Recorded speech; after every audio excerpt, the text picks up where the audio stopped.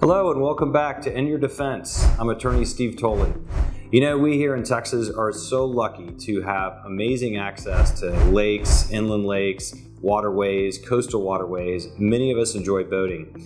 What we're noticing though over the last 20 years is a real increase in people being arrested for alcohol-related offenses while boating. And it's no wonder.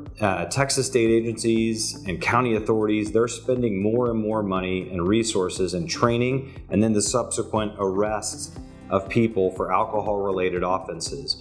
And so I thought it would be a good idea for us to kind of take the next three series and talk about alcohol-related offenses when you're boating, water skiing, operating personal watercraft. So some of the questions we're going to answer here are: what is the definition under the penal code of a water vessel or a boat? What is the legal standard for being intoxicated on a boat? Can you be pulled over, or how are you stopped and detained? How can they just pull you over on a boat? Can the police come on your boat and search your boat? Can people drink while operating a boat, or can your friends have beers or alcohol while you're operating the boat? What are the penalties if you're arrested and convicted of boating while intoxicated?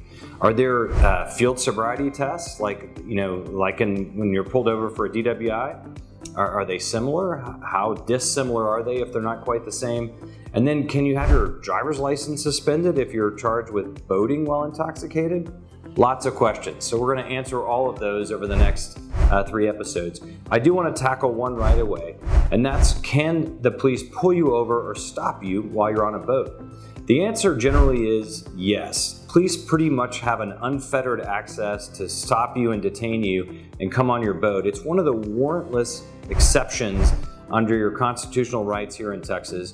And the auspices of that is going to be a safety check. So generally speaking, pretty much any Texas Parks and Wildlife, Coast Guard, or if it's some like a county agency, if they're in charge of supervising the lake, they can stop you and pull you over and check to make sure you have your fire extinguisher, safety light, safety flares, lights, your tags, registration are in the right place, your stickers on the outside of your boat, life jackets, all those kinds of things. And then of course, if they smell alcohol or see alcohol out in the open, then their investigation could quickly switch from a safety check into some type of investigation for boating while intoxicated. So generally you want to be aware that you can probably get pulled over and detained for just pretty much any time you're operating a boat, so you need to remember that.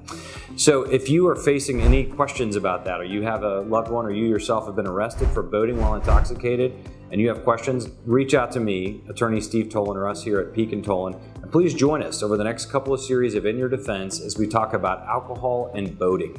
Thank you.